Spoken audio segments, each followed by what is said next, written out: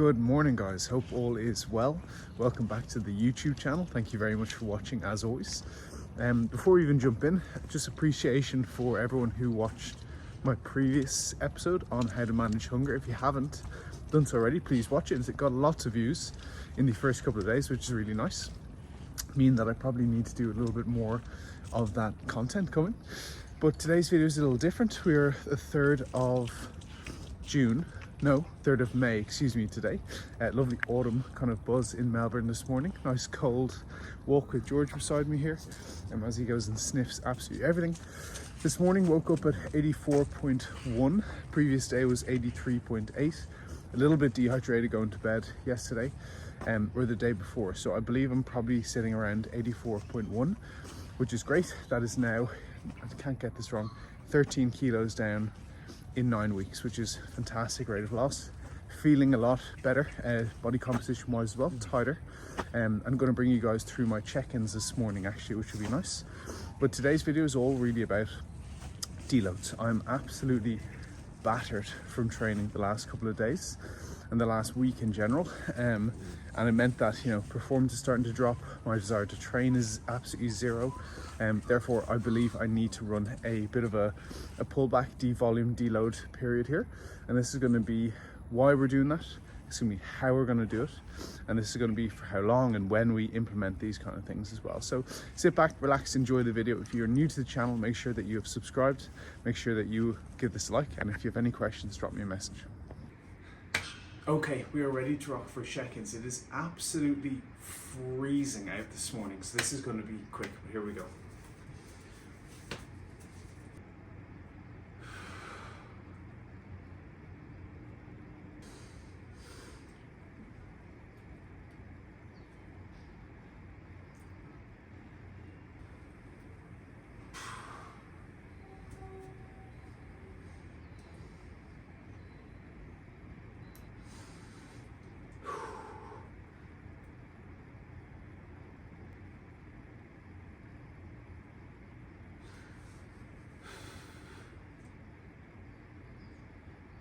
Okay, on to training.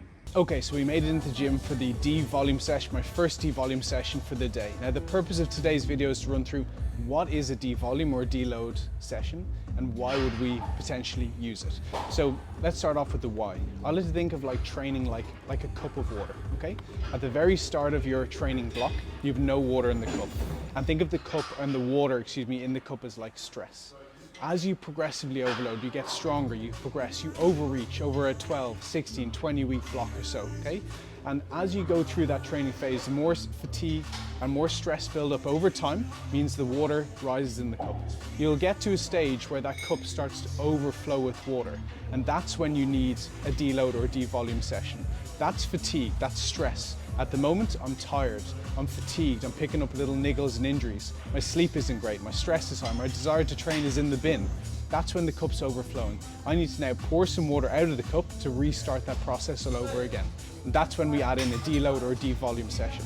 I personally like to use devolumes because we reduce the overall volume of the session across the board and across the week itself to allow for recovery, to allow for me to kind of fully recover my nervous system to be able to start this block again. So let's get into today's training and I'll show you how we do that by reducing volume and how much volume across the exercises itself. Okay, lateral raise variation of the day is going to be lying cuff lateral. One I feel most comfortable and locked in. I'm going to run this for 3 working sets.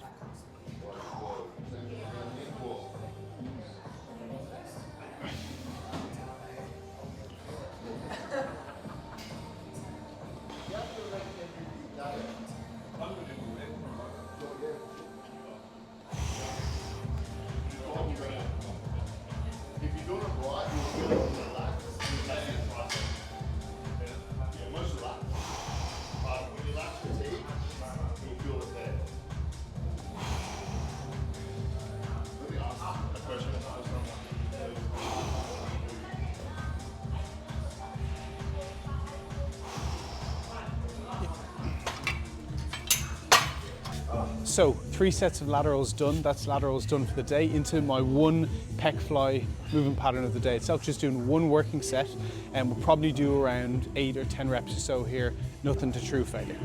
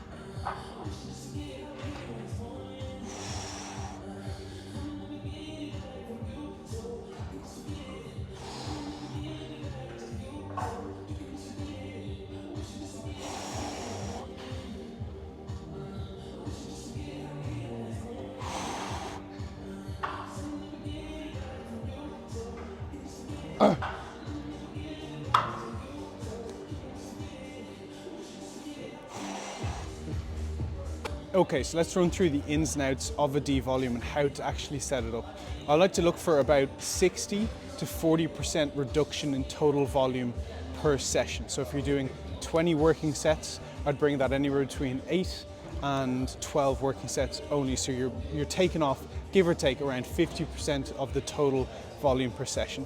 Easy one. I have 2 working sets usually on that pec deck that you just saw, and I just did 1 instead. I have 6 working sets of laterals throughout the day, usually. I just did 3 instead. I have 4 working sets of pressing. I'm just going to do 2 instead. So I'm sure you can get the picture at this stage. You can also then say, if I have my laterals, and then I have another lateral later on, both cables, both very, very similar. Instead of doing, 1 or 2 on one, 1 or 2 on the other, just do 3 of them together. Get in and out of the gym as quick as you possibly can. Same with this press. I have 2 on here and 2 over there. So 4, I'm just going to do 2 on here instead. Both are pressing patterns, both get the stimulus to the tissue itself. That's how we run a devolume in terms of the volume setup across the day.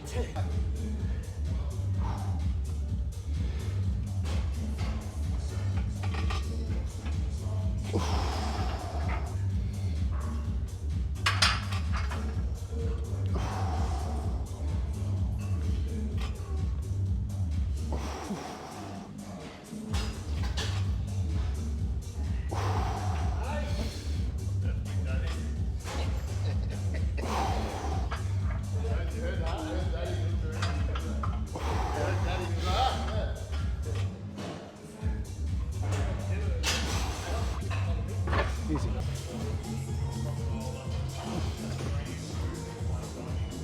Okay, bit of an awkward position here, but I'm not letting go. My wrist strap is on, there's no way I'm doing it again. Next exercise is going to be a chest supported row. Sorry, it feels so funny talking to you guys like this. Chest supported row, cable attachment, and then we're going to do a pull down then after itself. Oh yeah, much better.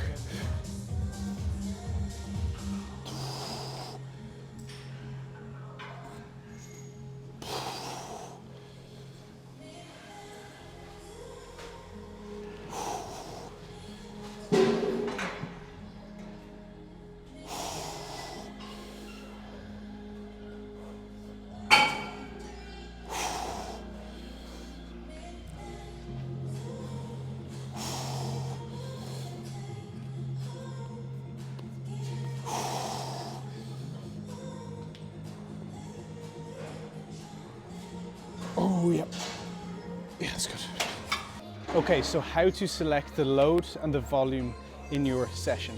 So I'm not a massive fan of deloads because it pulls away all the load and you're just in here for a bit of a fluff session. Yes, you keep the volume the same, but the load is less. But a devolume keeps the load the same, but the volume is less. So I do exactly what I have in my logbook. But let's say, for instance, I can usually do this for, 10 repetitions. I never train anything to failure in a devolume. Okay, so I know that I usually get 10. So if I take maybe 2 or 3 reps away from that, and just go in and do 7, it should be nowhere near true failure. So I use the same loading, but less volume overall.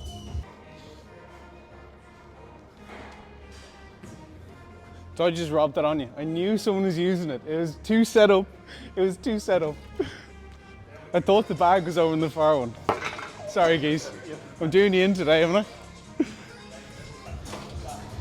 One thing as well, guys, try not to be too like logbooky and objective all the time. I really just go off feel until I can feel like a hard, effective rep, but it's not failure. That's when I stop. So I usually go off feel. If this is 5, if it's 8, if it's 12, if it's 15, whatever that it is, I'll just go off feel until I feel a good hard rep, and then I stop after. Okay, so let's give it a crack and see how we feel.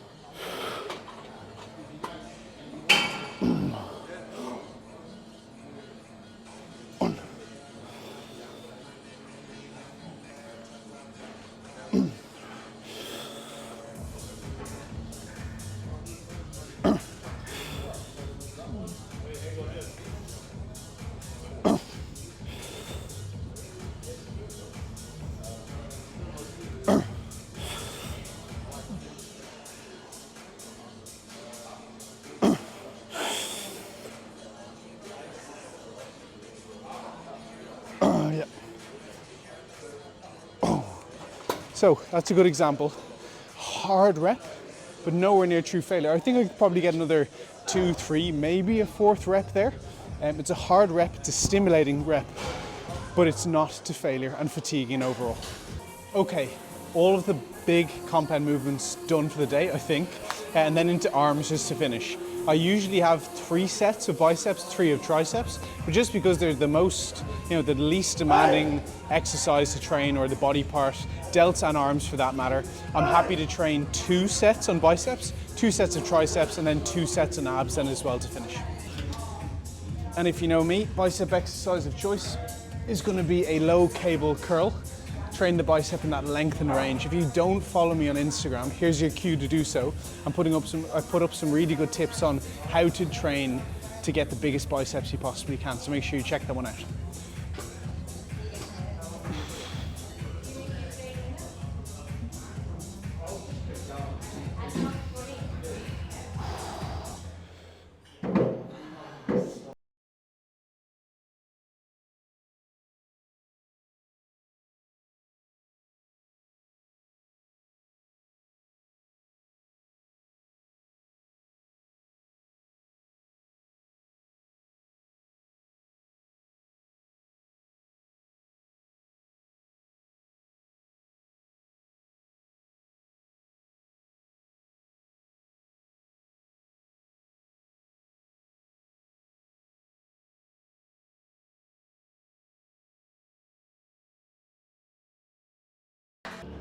You know what they say about him?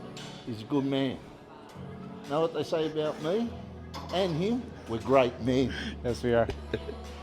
Easy. Love it. Okay, we couldn't do a better intro to this exercise than what we just saw. So final one of the day is going to be a tricep extension unilateral. For me, that just is much better on my elbow. I love this exercise. I've been doing it literally since I was 16 years old. So I know it inside out. And we're going to do 2 working sets on each side, about 10 to 15 reps or so.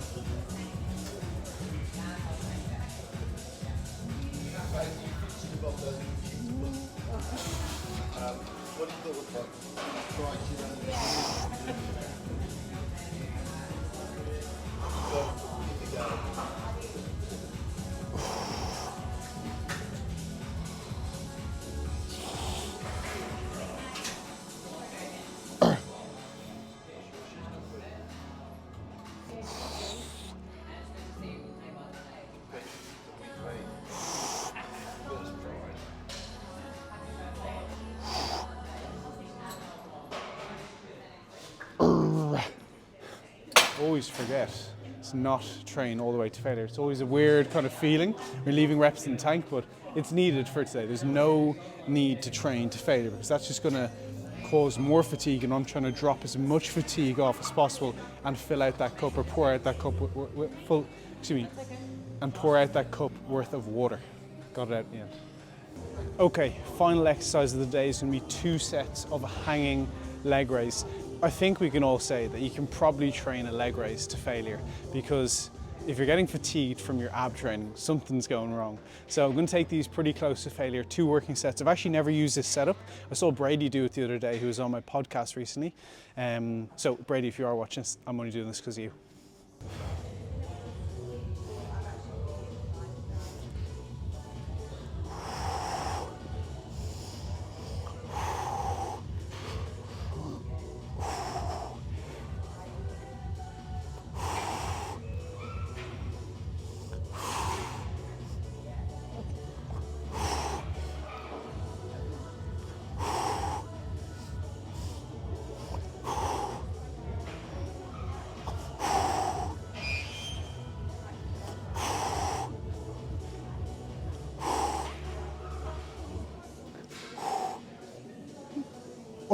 God, sorry for all those noises, lads. Oh, that was tough. Okay guys, I think that is a wrap for today's episode. Hopefully all of you took some value from that. You understand now when you do a deload session and why you do it, and then hopefully you understand now how I like to do it for myself and with all clients as well. Don't overcomplicate it. Get in, get decent stimulus, but don't cause the fatigue that you're trying to drop off and pour the water out of that cup. If you guys found this valuable and you're not subscribing to the channel, make sure you hit the subscribe button. Give this video a like. I'd really appreciate it. It does help me out and helps the channel grow, which makes me more incentive for me to keep making more videos for all of you guys. If you have any questions as well, drop them below and we'll catch you guys in the next one.